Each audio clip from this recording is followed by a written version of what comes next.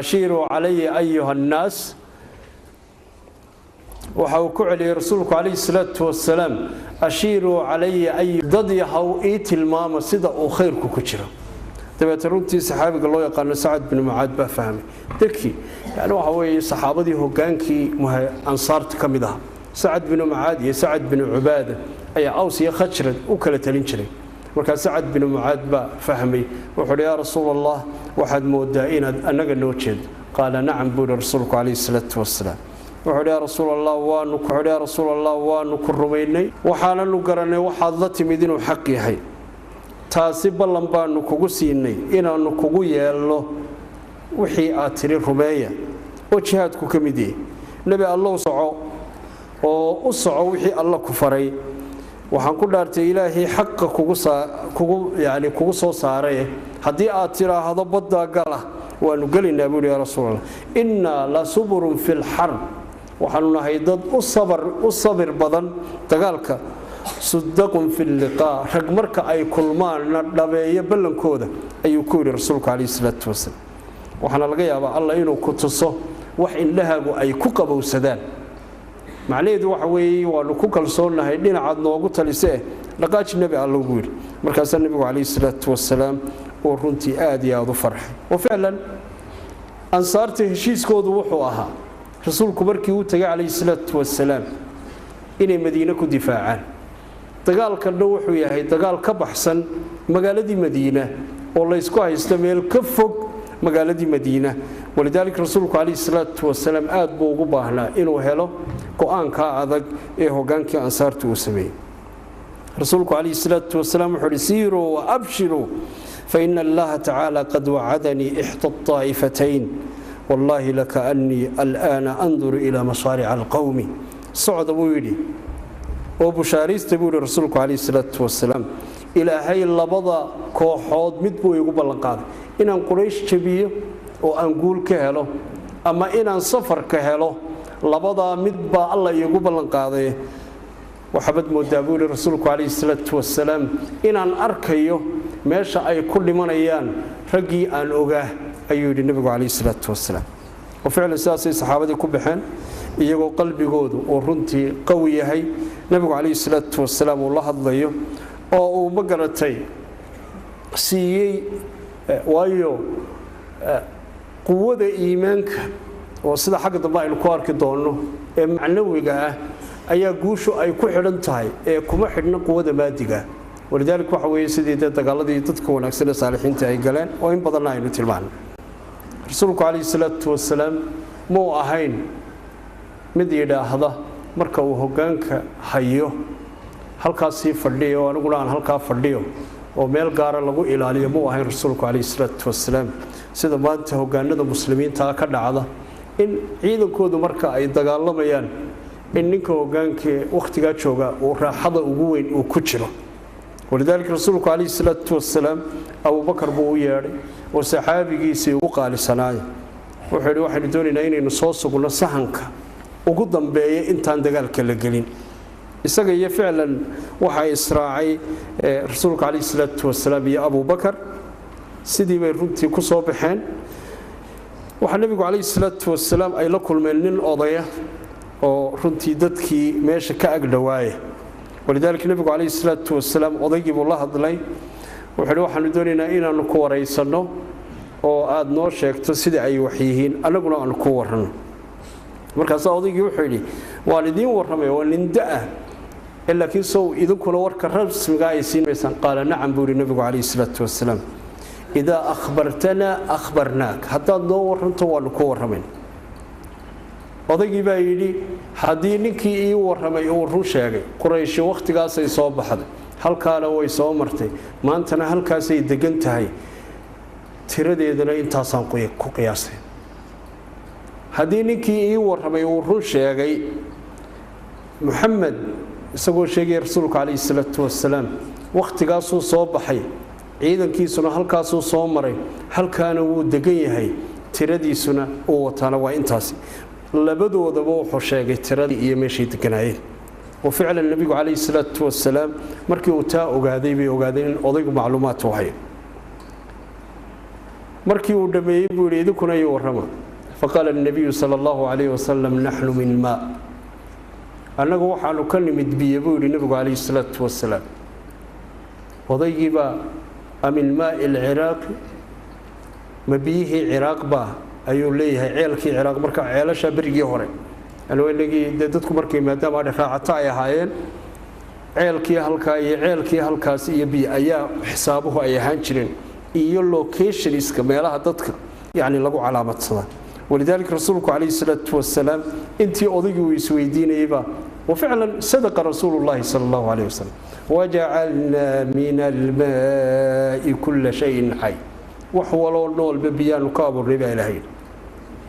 أنه بيان كلمت أي رسولك عليه الصلاة والسلام صار بابا أي أكويل وفعلا النبي عليه الصلاة والسلام انت مركي أي هلان أي أكون قضي عيدا كيسي رسولك عليه الصلاة والسلام علي بن أبي طالب زبير بن عوامي سعد بن وقاص أيا وحيل بل لمكي سوق قياس أرهم كود لبا إنه في الله صوتري أو دلير أو داء أي يعني داء يربن كذا عفوا أي سوق قبتين مركزينا ورحقات كتمادين وحنا عيدا كي قريشات بانو كنيم مركز النبي عليه الصلاة والسلام صلاة بكوتشلا يركب يرقع عين ويوحدون إلى هذا السفر كي بانو كنيم markii ay arkeen yara dhibeen beedaan safarkii baan ku kanay nabiga kaleey salaatu wasalaam ayaa markii uu salaadii ka baxay ayuu markii ay run idin sheegeen yararkii waa cadaadiseen markii been idin sheegeen la idinkoo doonaya safarka dartii ayaa Allahumma salli ala Muhammadin ka qaadateen run bay sheegeen waxa ogaataan safarkii weyna dhaafay laakiin ciidankii bay ka yimaad labadii yareeraaba uu yeedhay rasuulku kaleey salaatu wasalaam waxaan idin weydiiyay يا كوتشرا قريش مركز أبو البختري بن هشام با كوتشرا وها كوتشرا حكيم بن حسام وها كوتشرا أبو الجهل وعمر بن هشام وها كوتشرا شيبة بن الربيعة وها كوتشرا عتبة بن الربيعة وها كوتشرا يعني نبتل بن حارس سبحان الله مركز النبي عليه الصلاة والسلام وياه وها كوتشرا أبي بن خلف ماشي عد الله لي عد كما قريمة شرته كان أبا سفيان بن حرب ويسوي سفر كوجامني يا أبي لهب وفعلا للصوت دري أيا رجي هبل لورنشري أو كليه كما كان مركز النبي عليه الصلاة والسلام ويلي تامر كوجادري إن قريش هجان كانوا عند كما قلين تردوا ضوايبس وحنا نكرر مين ولذلك النبي عليه الصلاة والسلام كمو قصفين الإسلام كحرية وبحية وحكم ذا يجوا عيدا كي كم ذا أيانو رسولك عدادين كنا على أنت صحابة يريرك عدادسين وحنا هذا هو حي شيكتان مالنتي إمسنا في قشان سوينا مرنا وحى أي قشان طبعا مرنا وحى أي قشان سجال النبي عليه الصلاة والسلام وحيد والسجال بقول إلا كل أنت ولا حيسة أنت مش تاجي وفعلا تردي وحاو كسو صاري بريجاسي أورك إمسقف باعني كره وقت جاء هراء يكون يافر بقول يكون يصد الصلوات كور وقت ينقاضي لا وفعلا كم باني هاي يكون يصدح بقول بيكسو بحين صدح بقول واكوي نقضي كم باهدي تردي هالكاسو كسو صار النبي عليه الصلاة والسلام النبي عليه الصلاة والسلام مركي وسيدا أوجادي أي صحابة آذوا الله هذا وحلو وحى أوجاتان إن قال إنه رني هاي النبي عليه الصلاة والسلام قفلوا بدي يرجعوا رسولك عليه الصلاة والسلام وحضاني إنه حدايو ماليه أي كدل قالين إيه ماليه رتي أي دفاع كقليه مركز النبي عليه الصلاة والسلام مال دورتي ماشي ورسولك دقي عليه الصلاة والسلام أي صحابي بقى يمت صحابي الله يقان حباب ابن المنذر روح يا رسول الله وادي قاسو هالكاسا دكتي وحي يقول مركا واسو دقي ما إلهي با كفري إنه هالكا دقنو مسا وأديك أي أركتدا ذا يكون نقطة رسولك عليه الصلاة والسلام بايدي أركتدا إذا يلا نقطة وعلي يا رسول الله إنه هل كجورنو عيل كبدر أي نبيها إنه غفلان أنت إنه دجالك كوتشر نوردن حوض أي نسميسنا يعني هو الدر يعني مقرتي أي نكحرني وماشان لو دجالبي عيل كبدر أكتيسه بيها أي نكبو حسنه إنه بيه إنه فلان إنه هالك كشبانه عيلك جبيجي سبنا إنه دومينه أو نمكاسي بيه الآن يهرد هودينتان ولذلك رسولك عليه الصلاة والسلام لقد أشرت بالرأي ماها rasuulku calayhi salaatu wasalaam wadamada muslimiinta maanta dictatorska haystee qofka uu yidhaahdo anuunba iga go'da waxaa maanta muslimiintu ay ku jabeen ma ahayn rasuulku calayhi salaatu wasalaam saxaabigii buu yidhi adiga ayaa taladii haleelay biyihii baa la soo dhuray halkii baa laga buuxsaday ceelkii badarna waa magaratay la qoomay si aanay uga cabin yani nimankii qureysheed rasuulku calayhi salaatu wasalaam wuxuu sameeyey ciidankii buu qaybiyey meel dhexe ayaa uu ka dhigtay inuu ka hogaamiyey rasuulku calayhi salaatu wasalaam وفعلا تلضى waxa keenay saxaabiga loo yaqaan Sa'ad bin Mu'aad oo kamid ah hogaankii ansaarta wuxuu yiri rasuulka aynu u sameeyno meel uu ciidanka ka hogaamiyo dhexe isla markaa Ariishar baa loo dhisay rasuulka calayhi salaatu wasalaam albaabkana waxa isu taagay Sa'ad bin Mu'aad iyo koox oo xushay oo runtii kamid ahaa dhalinyaradii ansaarta ugu adadkeed ee ugu tafsanayd ayaa u doortay intaas markii ay dhacday waxa dhacay roob yar iyo lulo yar ayaa Ilaahay subhanahu wa ta'ala roob baa dhacay xaysku ah muslimiinta xaysku waxa weeye waa roobka shuuxa ah ee qofka qaboojiya ee dhulka magaratay qaboojiya ee macdaalika aanu qofkuna aad u dardhan weeye roobkaas uu ku ahaa muslimiinta qurayshna wuxuu ku ahaa mahiigan qofka uu yahay inuu alaabtiisa ilaashto ayaa roobkaas ku ahaa إذ يغشيكم النعاس أمنة منه وينزل عليكم من السماء ماء ليظهركم به ويذهب عنكم رجس الشيطان ليربد على قلوبكم ويثبت به الأقدام إلهي بك ورمي هرددا ير أن سنيسان وحن أسود جنة إن إذك أي إذين نقطة آمن هل كي يجنا أي كتها النقمة أي دباتو ولذلك وحوي الروب قال وحن أسود جنة إن إذنك لا إذنكو سفايو وقلبيين إيه شركنا لقو سفايو هل كإيه جنا أي كنت هاي دباتة إلهي سبحانه وتعالى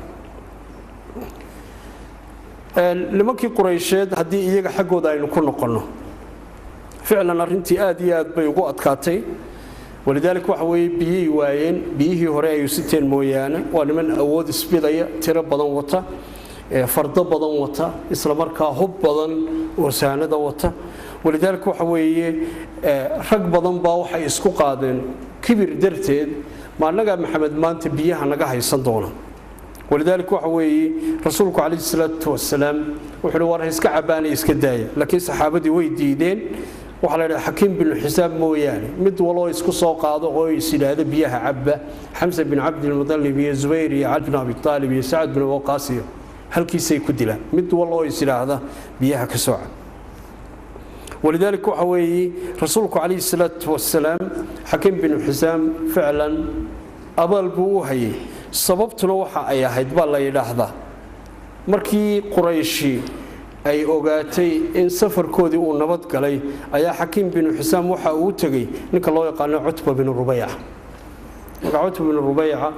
وربني أمية رسولك عليه الصلاة والسلام وضيق أفراد بيسكوي مني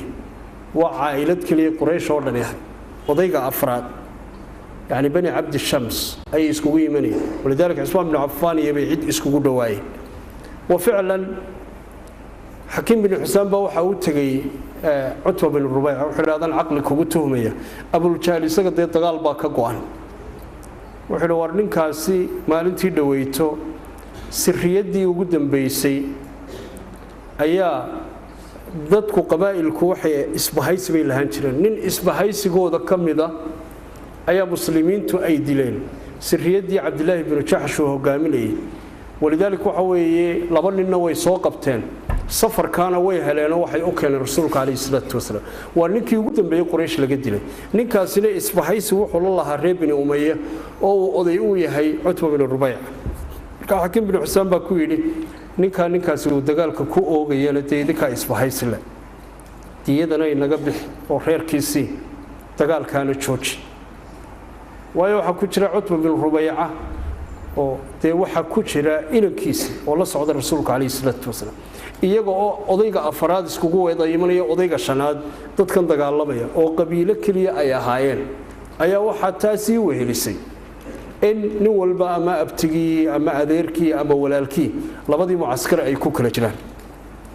المهم عتبة بن الربيعة أرنتي وكفر حي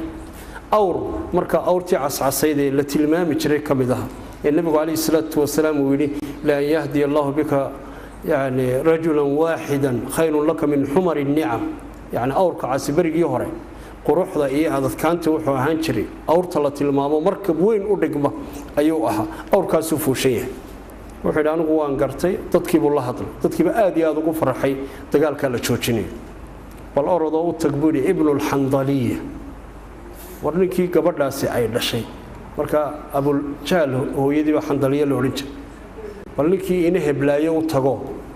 ka soo dhaadhici arintaasi buu yiri kula qaatay anigu arintii baa runtii abul jahl loo geeyay oo ficlan abul jahl dagaal baa ka go'an waa nin dagaal ooga ah waa nin colaystay rasuulka kaleey salaatu wasalaam oo ficlan laba sababood horta waxa la yiraahdaa quraysh isaga u talin jiray oo cudurka ku dhacay waxa warba maanta ayaa in yaro 40 jiri doonaya inuu quraysh oo dhan u taliyo oo annaguna aanu dabagalna ayaa ma garatay Allahumma salli ala Muhammad arrinkiisa oo ah waxa runtii xusid mudan abul jahl go'aanka wuxuu qaatay in la dagaalamo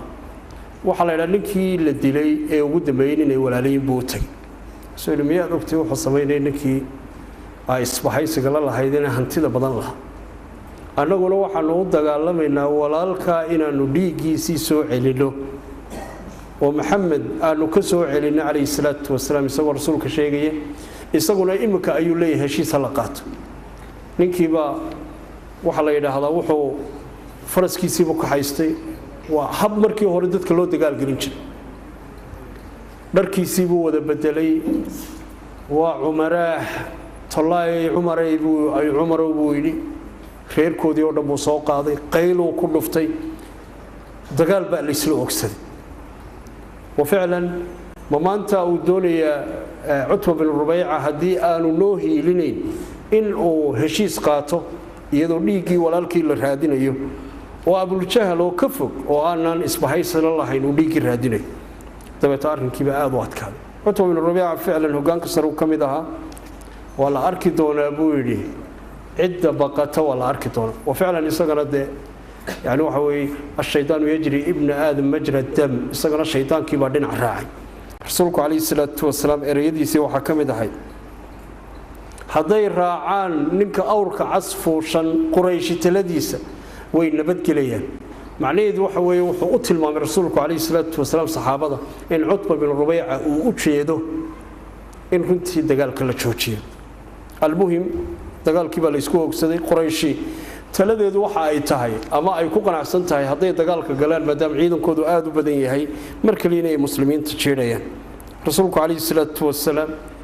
wuxuu isla taagay gacmaha inuu kor u qaado isagoo ilaahay baraya allahumma hadhihi quraish qad aqbalat bi khuyalaiha wa fakhriha tahaduka wa tukadibu rasulak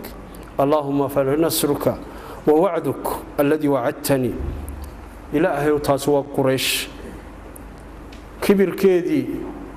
ayaa ay la soo baxday iyadoo ilaahay oo adiga kugu taxadiis macnaheedu wax way kula artamaysa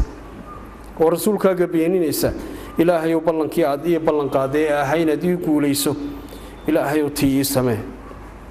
وفعلا رسولك عليه الصلاة والسلام سيدي إلهي أبريي علماء قروح إلهي كوي با كدعي وحكوهي أبو بكر بن أبو قحافة يا رسول الله إلهي وكأقبلي والله كيلو وكود بي شوشي صحابتي أبو بكر وإلهي كوكال الصونا وصحابتي سوقوا قيمة بدنا وقال كعبس بدنا أيا بريادي رسولك كيابي عليه الصلاة والسلام ولذلك وحوي المسلمين توحى لقد بوني وحوي إن قفكم مركع يدي بكتم هذا إلهي سبحانه وتعالى آذو بري رسولك عيدا كيبو ندامي صحابتي يقول لي يستوي مركز صحابك الله قال السواد بن غزية وفعلا صفقة وحنا علوشي ساكسو يربح حصلت صفقة أي النبي وديب عليه استوي لي والطقال بلغوتشنا وحولي صحابي جيبا مركي ودافي يا رسول الله وادي وقت كيسي يعني وادي اللي بتبيوري النبي الله حوق بادي الريح مركا رسولك عليه الصلاة والسلام محاد كرة لتهيبول حتى واد طقال بالو ديار قروبي ووقت كان يلاهدان ما أنت يضو ضدكو أي عاديين باكو حكوماتكو وحي سو ساران وحي لهذا وقتي حالة دقدقة لقو جرى بيلهد وفعلا يدو دقال لغو جيرو أي رسولك عليه الصلاة والسلام ودوني إنه عدالة فرق صحابي يقولوا يا رسول الله وادي الريح دي رسولك يسوت هاجي ولا محاد كرالته وحول يا رسول الله أنت هذه الريح دي إلا أنكر ريحه هذا الدقال كيبا بلاب ميا الله أردنا يا رسولك عليه الصلاة والسلام حالة دقا جرتو دقال بلغو جرا أي هدو إنه محكمات تقادو دي بهالله قدقو هل كيبا رسولك عليه الصلاة والسلام لديار بانوه إيقا قوصو دبيتو حلا إلى هذا وحول يا رسول الله ماشي أدقى الريح دي شركة بنانا dadku waa kuwii labada go isticmaali jiray marka labada go ficlan deesidii ognahay go sare iyo go hoose dhar hoosta laga xidhamay jiray kaasuu nabigu kaleey salaatu wasalaam gooyo uga qaaday halkii uu ka dhunkaday rasuulka kaleey salaatu wasalaam walidalik rasuulka ayni maxad uga jeed wuxuu yaa rasuulallah dagaal baa la gelaya waxaan doonayaa jidhkaygu jidhka ugu dambeeyay uu taabta inuu jidhkaaga noqdo laakiin qisadu laba madluul bay leedo mid waa taasi maxkamadii rasuulka kaleey salaatu wasalaam ee cadaalada lahayd midna waxa weeye jacaylkii saxaabadu ay jecelaayeen rasuulka kaleey salaatu wasalaam safkii runtii markii la dhameeyay ayaa nin walba seeftiisii iyo alaabtiisii oo runtii diyaarsaday berigii hore waxa la soo saari jiray nin waliba ciidanka si loo argagax geliyo إن شاء الله تعالى مركز نكبر فضل إنه تاريخ خالد بن وليد بن أوتي دونايه عيدا كلينك وجود تبارك ونكسل له وجود أضر وجود ونكسل أيها لسوء سارج لو والله بني إنه يصبح حيه عيدا كاسيو وجاد أود عيدا كاسليه ولذلك هو عتبة بن الربيعة ورنتي كمدها لمكي دجاليه هنك هذا صباحي ولا الكيلو وصوصاري إنه وصوصاري ha ogaada buu yiri Abu Jahl waxaanu nahay iyo meeshaanu ka soo jeedno iyo waxaanu ahaan jirnay oo ficlan waa kuwii markii hore kaftabay Abu Jahl yiri waa inankiisii baa ku jira damac baa kaga jira buu yiri in runtii Maxamed uu heshiis la galo waxa soo baxay saddex ansaari oo ficlan Muawad iyo Auf ibn al-Haris laba inanoo walaala ah iyo Abdullah ibn Rawaha saddexdaasina ansaartii bay ka soo baxeen marka Utba bin Rubay'a ayaa yiri man antum idinku yaatiin inkan Muawad iyo Auf baa la kala ilaahdaa waa ibn Haris waa ibn Haris Abdullah ibn Rawahana saxaabadii rasuulka ficlan kamid ahayd nimankii shucarada abu kamid ah war waxaanu doonaynaa ragii aanu istili jirneen oo ishayn jirneen aanu isnaqaanay waxaanu nahay baan u baahanay وتجا محمد رسولك عليه الصلاة والسلام وحد كتر هذا عتبة بن الربيع وحا كويلي صوصار رجال ويسنقانين ويستوني إنه أي كويل وفعلا رسولك عليه الصلاة والسلام وتقال شنه لو تقال لما يوم وحد يستاق حارس بن عبد المطلب وحد يستاق حمزة بن عبد المطلب وحد يستاق علي بن أبي طالب يعني صدح ذا سنة سدا أي صدح ذني يسكويهم بيسكويهم وهبل يهبل مركي لا يدي صدح دي لو بخايدي رسولك عليه الصلاه والسلام وصدح دي ugu xigay ee ku jiray safka ayuu nabigu عليه الصلاه والسلام qadimaya وفعلا wala wixii muslimiintu ay ku guuleysteen barigii hore waxa la dagaalkii markii uu bilaabmay markiiba Ali ibn Abi Talib iyo Hamza ibn Abd al-Muttalib subhanallah كانت عندهم مواهب يعني موهبه كلها in dagaalka iyagoo tababarna badan la qabay البريكسبا كوماي قادن oo waliid ninkii ugu yaraa waxa ku beegmay Ali ibn Abi Talib oo waliba isagu ka daayar markiiba uu dilay Hamza ibn Abd al-Muttalibna waxa ku beegmay Shayba oo markiiba uu dilay Utba bin Rubay'a ayaa waxa isku beegmay Haris